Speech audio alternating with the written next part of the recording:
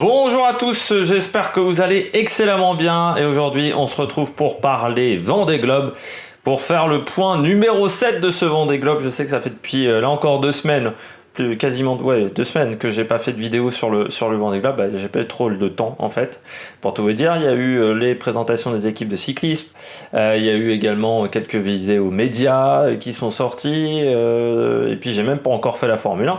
Pour tout vous dire, donc voilà, il y avait beaucoup d'actualités sportives et le Vendée Globe, c'était un peu plus difficile à faire. Ça ne veut pas dire que j'ai négligé de suivre la course, j'ai continué de la suivre parce que c'est très intéressant, il y a un vrai suspense pour la victoire, on y reviendra dessus, ça va être vraiment très difficile pour la victoire parce qu'on pensait que Bestaven avait pris l'avantage à la sortie du Cap Horn. Il avait vraiment une petite avance 400-500 000 avec Charlie Dalin. On pensait que les deux allaient être tranquilles et puis les autres sont revenus quand ils ont commencé à être au large du Brésil où le vent a diminué. Je rappelle juste que nous sommes au 70e jour de course désormais parce qu'il est 14h. Et que à ce moment-là, Armel Lecléache était quasiment à l'arrivée, vu que je rappelle que le record était de 72 jours, donc là c'est sûr qu'ils ne gagneront pas, vu qu'ils sont au niveau du poteau noir et qu'il leur reste une grosse semaine de navigation encore, je dirais une dizaine de jours pour aller jusqu'à l'arrivée. La prochaine vidéo même, ça sera certainement l'arrivée du premier peloton, et on reviendra sur la course des principaux concurrents de ce premier peloton, et mon avis sur leur performance. On va revenir sur les deux concurrents qui nous ont quittés, qui ont quitté la course ces derniers jours. La première, c'est Isabelle Yoshke qui a eu un enchaînement de problèmes au niveau du Cap Horn. Elle a eu énormément de vent. Les conditions au niveau du Cap Horn pour certains concurrents ont été assez compliquées, avec de la mer vraiment démontée et surtout des conditions de vision assez difficiles, comme toujours au Cap Horn. Il y a toujours du brouillard. Et c'était vraiment des conditions difficiles, surtout pour Isabelle Yoshke qui a une grosse dépression. Elle a eu des problèmes au niveau de son pilote automatique, elle a eu également un problème de génaqueur qui s'est déchiré, et puis ensuite c'est la quille en fait qui a eu un souci et elle a tenté une réparation de fortune mais qui n'a pas tenu. Donc elle a décidé d'abandonner le 9 janvier. Là elle essaye de revenir au Brésil du côté de Salvatore de Bahia. C'est pas simple, c'est dommage pour Isabelle Yoshke parce qu'elle faisait une course très intéressante je trouve depuis la 3e semaine de course où elle avait vraiment repris pas mal de temps, elle avait vraiment trouvé son rythme et elle a fait un très bon Océan Pacifique. C'est dommage, là elle était dans le peloton de tête à ce moment là, donc c'est un peu triste pour elle qui faisait une très belle course. Je la voyais pas à ce niveau là très clairement, Isabelle Yoshke, parce que sur ses dernières sorties j'avais pas vraiment été impressionné par son bateau. Elle avait fait terme et critique très clairement, donc c'est un petit peu dommage pour Isabelle Yoshke. Et puis l'autre abandon, ça a été Sébastien Destrumeaux qui a eu un nombre de pépins sur son bateau avec des problèmes de pilote automatique. Enfin, il y a tout eu sur ce pilote. Et du côté de Sébastien Destrumeaux, qui lui va rejoindre la Nouvelle-Zélande. Il était le dernier en course, donc maintenant on a changé de dernier concurrent. C'est Harry Ozuela, je crois, qui est maintenant dernier de la course. Je vais vérifier en regardant le classement. Mais voilà, pour Sébastien Destrumeaux sur Merci, après, Sébastien Destrumeaux, il connaissait la difficulté de cette course. Quand c'est la première fois que tu participes à un Vendée Globe, je peux comprendre que tu fasses des erreurs au niveau de ta préparation et que ton bateau soit pas totalement au point. Quand c'est la 2e fois, je ne le conçois absolument pas. Tu sais déjà ce que tu as vu pendant la course, tu sais qu'il faut être très préparé pour être, même pas être performant, pour arriver à la fin du Vendée Globe. Et là, du côté de Destrumeaux, on a eu l'impression que c'était... au départ, on avait l'impression vraiment que c'était un petit rigolo qui faisait le Vendée Globe, mais qui s'en foutait un petit peu de la course. Bon, voilà, le plan de com est terminé. Autant, il y a 4 ans, j'avais trouvé que les critiques envers Destrumeaux avaient été méchante, autant là je suis totalement d'accord avec ces critiques parce qu'en 4 ans il n'a pas énormément progressé Coco, et on peut bien me dire qu'il n'y avait pas beaucoup de budget, mais il y a d'autres concurrents qui n'ont pas beaucoup de budget et pourtant leur bateau était beaucoup mieux préparé. Le 5 janvier également, Boris Herrmann qui a eu une déchirure dans la gros voile. il a commencé à réparer, Boris Herrmann sur Malaysia 2. Donc voilà les principaux problèmes qu'ont vu les concurrents, sachant que d'autres concurrents ont eu des problèmes de voile, qu'il a fallu réparer des voiles, parce que vraiment, encore une fois, le passage du Cap Horn a été très très difficile à partir du 1er de janvier, on va dire, et ensuite derrière, c'était vraiment très compliqué pour certains au niveau du Cap Horn, donc il fallait vraiment faire attention. Maintenant, on va passer du côté de la météo pour les prochains jours. Alors, on a encore un souci pour les concurrents, c'est que l'anticyclone des Açores est quand même pas mal dans la mer, ce qui arrive souvent cette période de l'année, en janvier. L'anticyclone des Açores peut être vraiment très très décalé de l'Espagne, et là c'est un petit peu ce qui se passe, même si pour le moment ça a l'air d'être moins problématique qu'il y a 4 ans. Ça peut quand même poser problème. Je rappelle qu'il y a 4 ans, ils avaient dû monter quasiment jusqu'en Irlande pour trouver cette situation. Le souci, c'est que le vent est pas encore dingue dans les semaines à venir, enfin dans les jours à venir. Là, je vais compter, si je mets 3 jours de plus sur ma carte météo en direct, vous allez voir que, moi je vais voir que le vent forcit un petit peu, mais qu'il n'est pas très bien positionné, et surtout il y a des tempêtes qui doivent arriver sur la France, donc la fin de ce Vendée Globe peut être assez nerveuse, on peut avoir vraiment une course très animée sur la fin. Du côté du classement, maintenant on va passer au classement. Pour les hommes de tête, c'est la grande surprise, c'est qu'on est encore 8 à pouvoir jouer la gagne sur ce Vendée Globe, voire même plus que 8. 9, voilà. Ça va jusqu'à Maxime Morel. Donc on va un peu rappeler les concurrents qui peuvent s'imposer. Pour le moment en tête, c'est Chardy Dalin, mais quasiment rien en avance. Chardy Dalin, il a 3,2 milles nautiques sur Louis Burton, c'est-à-dire à peu près entre 5 et 6 km d'avance. Autant vous dire que c'est rien pour le moment, en rappelant que Chardy Dalin sur Apivia était plutôt performant dans le Pacifique, mais qu'il a aussi un bateau qui a été un peu fragilisé au niveau de son foil, un des 2 foils. Donc il faut voir s'il va pouvoir utiliser son bateau à pleine puissance.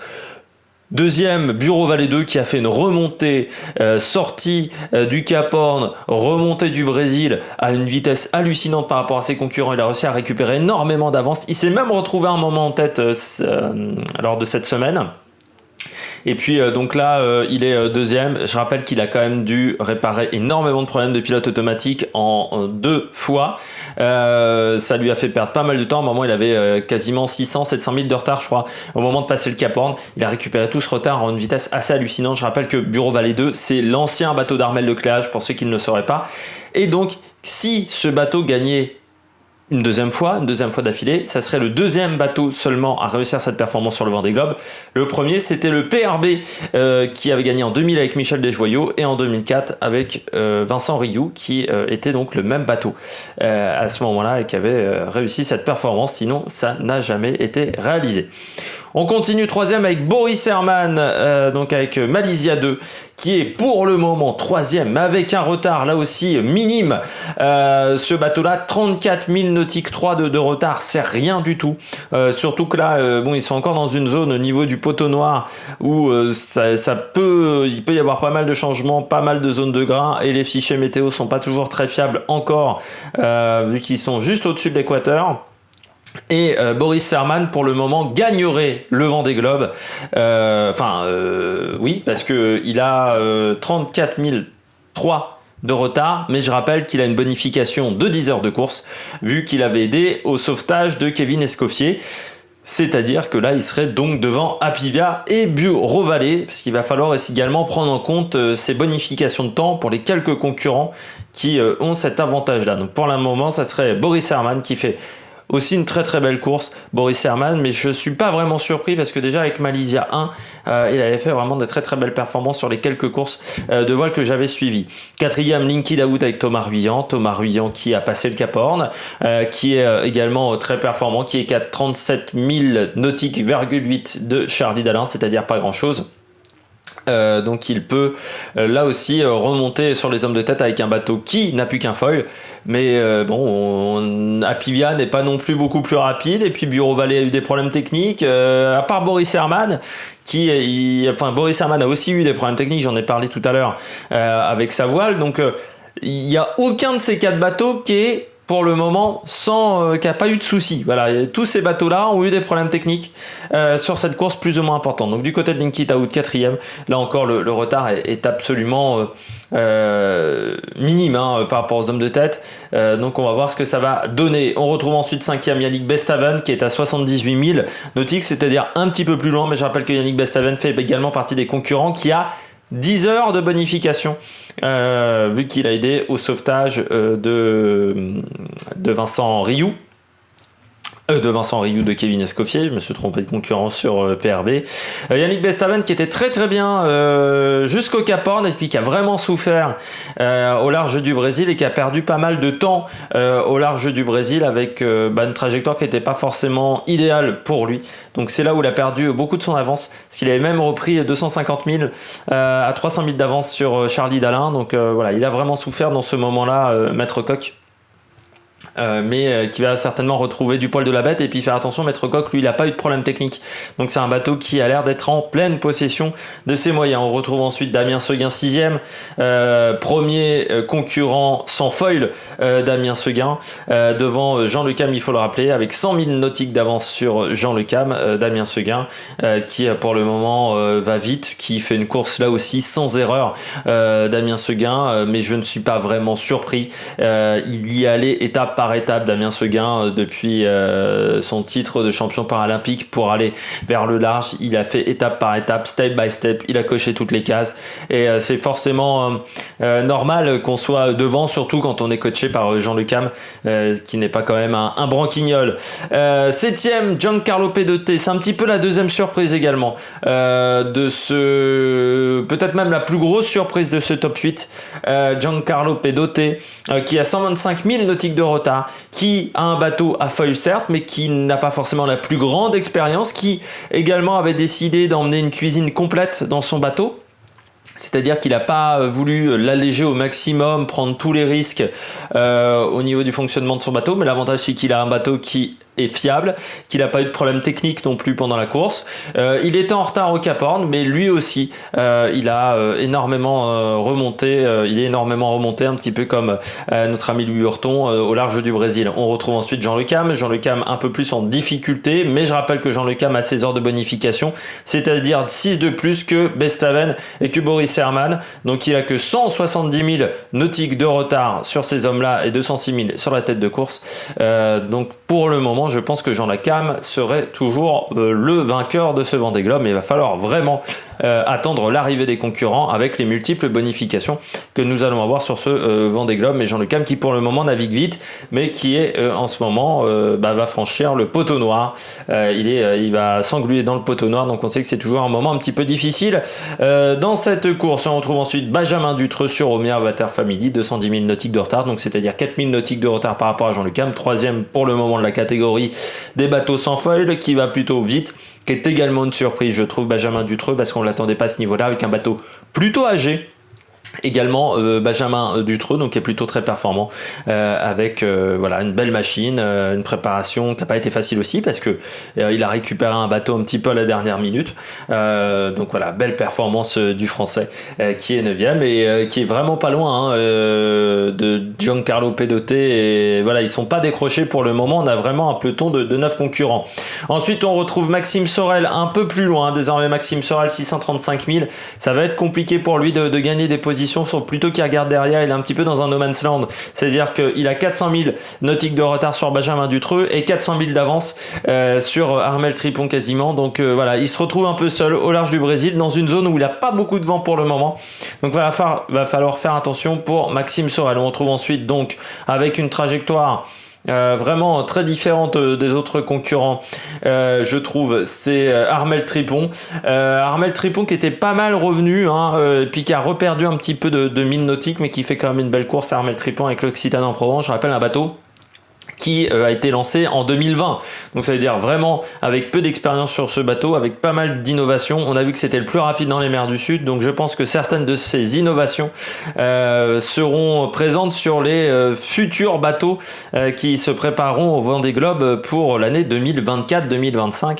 Pour la prochaine édition, on retrouve ensuite Clarisse Kremer qui est 12e. Clarisse Kremer qui a dû monter en haut de son mât parce qu'elle avait aussi des petits problèmes techniques, qui a souffert un petit peu ouais, je vais pas dire de dépression, mais un petit spleen un moment avant d'arriver au Cap Horn, parce que elle pensait qu'en passant le Cap Horn ça irait beaucoup mieux, et puis elle a eu des conditions pas faciles, de la mer pas extrêmement rapide, et ça l'a mis un petit peu dans une situation de spleen, un petit peu de tristitude. Elle avait pas vraiment le moral, et puis elle a retrouvé le moral au fur et à mesure du passage, au fur et à mesure des jours de course. Puis elle voyait surtout les concurrents devant s'échapper un petit peu. Elle a 1234 000 de retard sur les hommes de tête et 120 000 à peu près.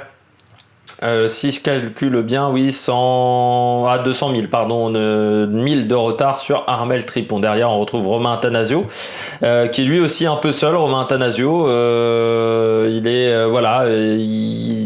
loin de Clarisse Kremer, et Charal est un petit peu loin.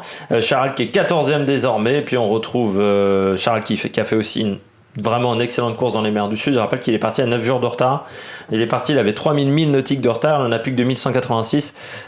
Donc on peut dire que c'est peut-être le concurrent même qui va aller le plus vite sur le parcours au final. Si on prend ces 9 jours de décalage jusqu'à maintenant, ça va être le cas, je pense. Et puis Alan Roura, médaillé avec Pip Air, qui fait également une bonne course. Alan Roura qui pour moi est la déception de ce Vendée Globe. Et puis on retrouve Stéphane Diraison, Didac Costa, Kojiro Shiraishi, 20e, groupe s'éteint avec Manuel Cousin, 21e, qui a également passé le Cap Horn.